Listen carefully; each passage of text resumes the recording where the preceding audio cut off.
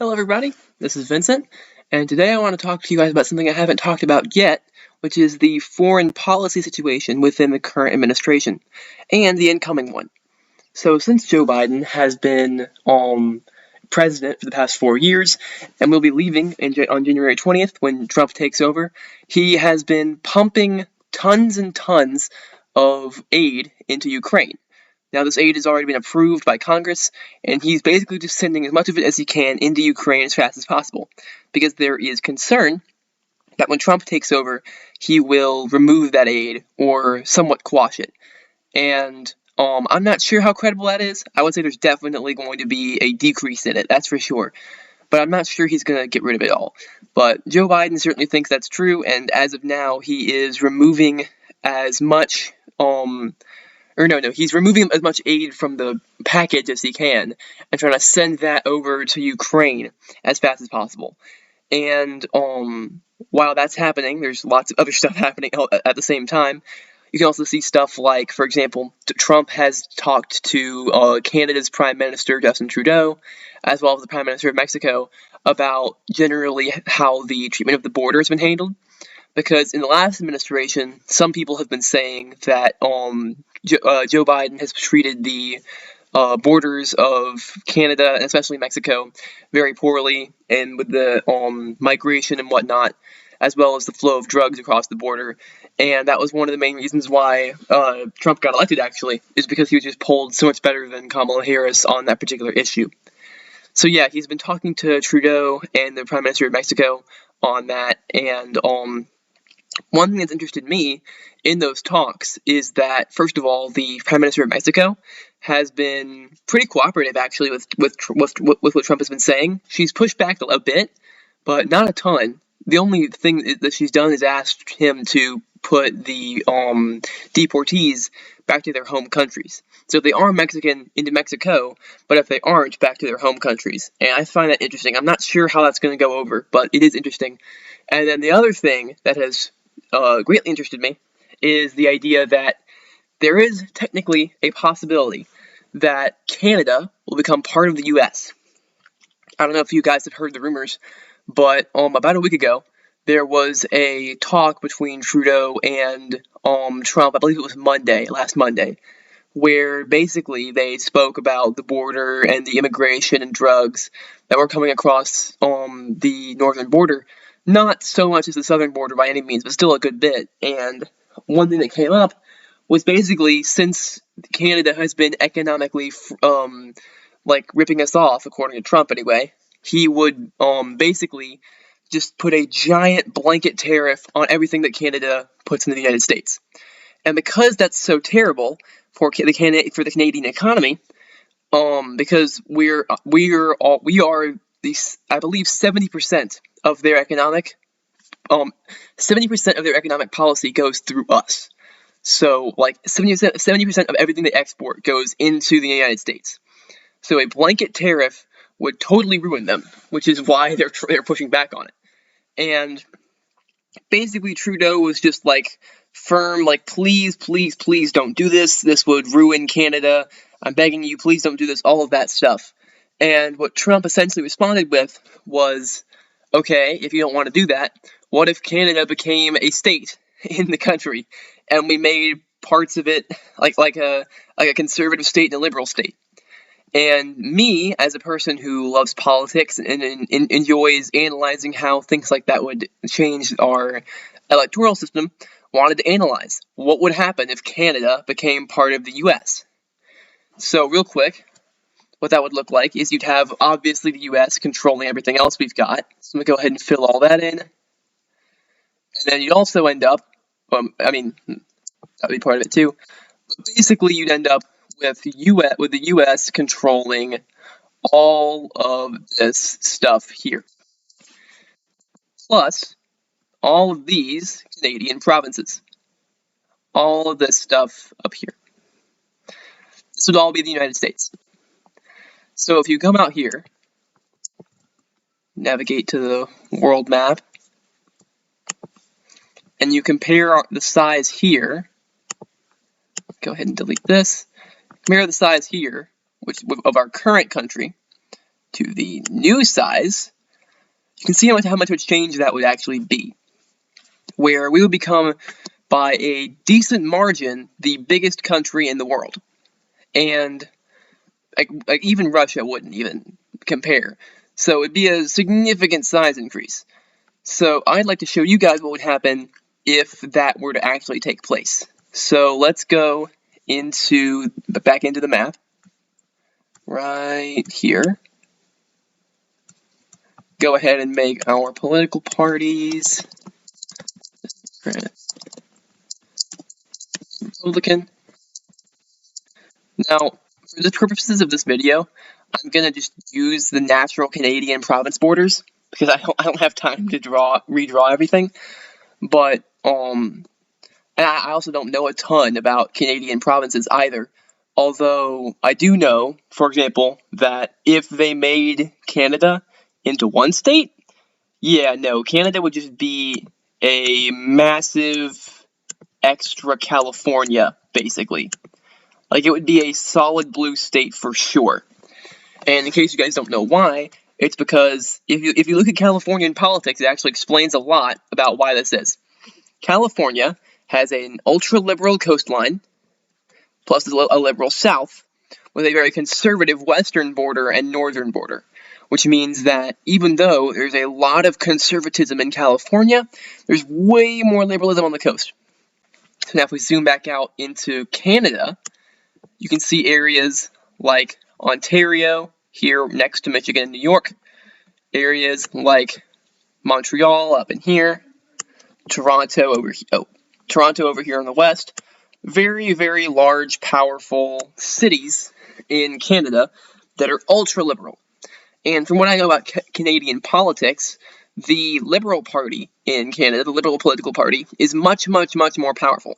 Because even though there are large conservative regions, land-wise, like Alberta or these large islands out here that have almost nobody there, they are, like I just said, very, very, very sparsely populated. So even though areas like Alberta are kind of just like Montana's big brother, they have about as much population as Montana.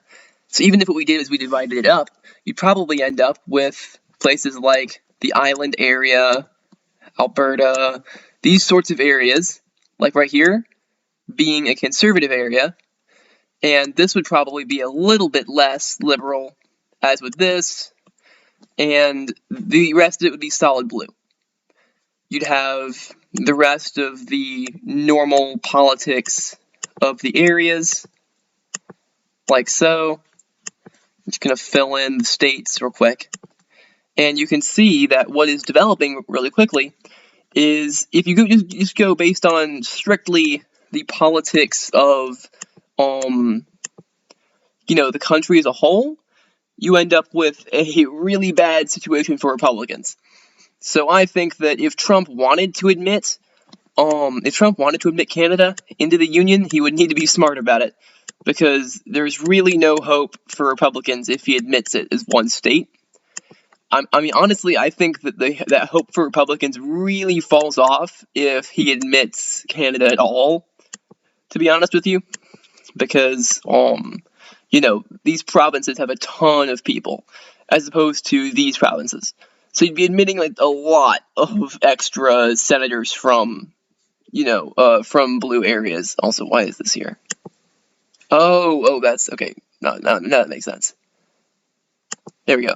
Anyway, let me finish doing this. The basic thing I'm trying to get at here is you can look at this from like a Senate map perspective, right? Imagine that these are all states as part of a Senate. Now I'm just going to fill in the way that it normally votes. Let me zoom in here so I can actually get to each state. But yeah, you can see, I'm just going to fill in the rest of the states with how they voted in 2024.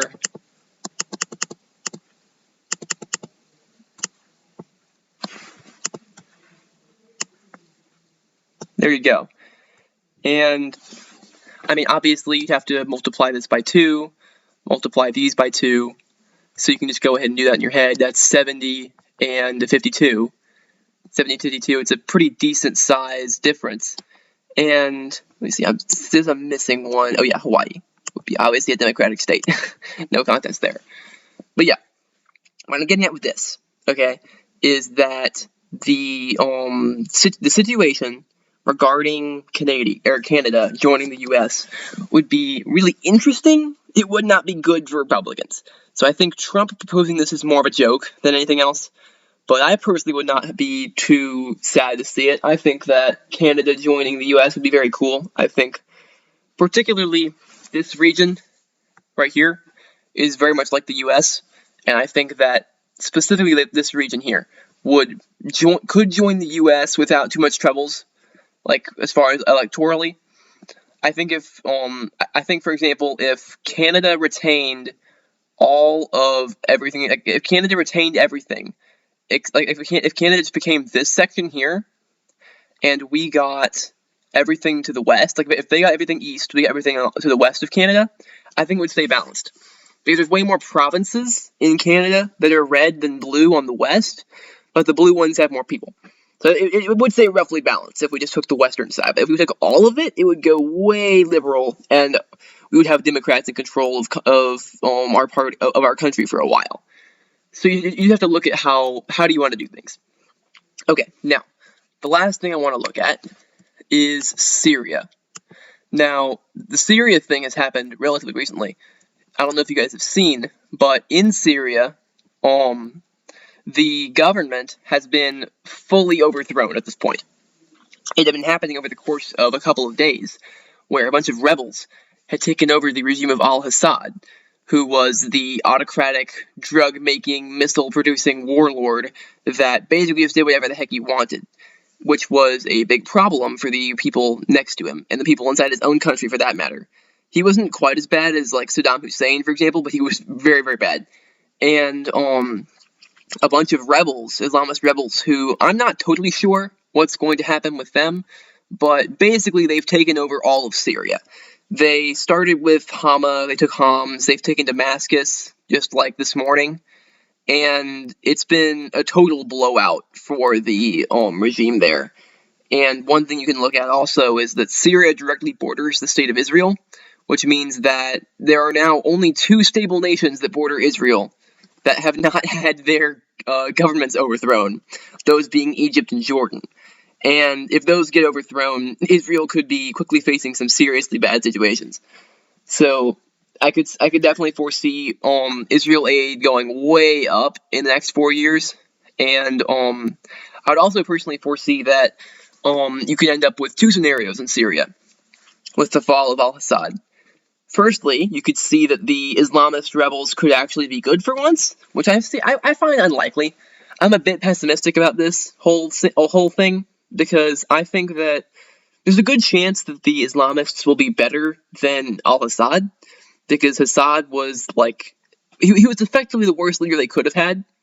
I'm not sure if you guys are aware of what he did, but the main two exports his country had, Syria, during the time he was in control for a long time, was basically drugs.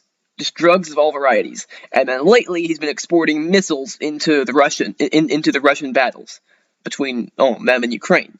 So his entire purpose for existing, pretty much, has just been to fund the Russians and also make drugs and send them everywhere. So Syria has just been generally an awful country lately. So I don't see the Islamists making it worse. I feel like that would be a very difficult thing to do. I don't see them making it great either. I see them making it like slightly better, if that makes sense. Like just a little bit better. But I mean, you can't really ask for that much more when you're dealing with the Middle East, with how dangerous the Middle East is generally. But yeah, so that's the main stuff happening right now. You've got the Canada situation, the Mexico situation, and the situation in Syria. That's most of the foreign affairs stuff going on right now. Also, there's one other thing that's going on. The whole thing with Biden and the climate stuff has been significantly increased in the last couple of weeks, with Biden going to a whole bunch of various climate summits, like in Azerbaijan. I think he went to one in Brazil.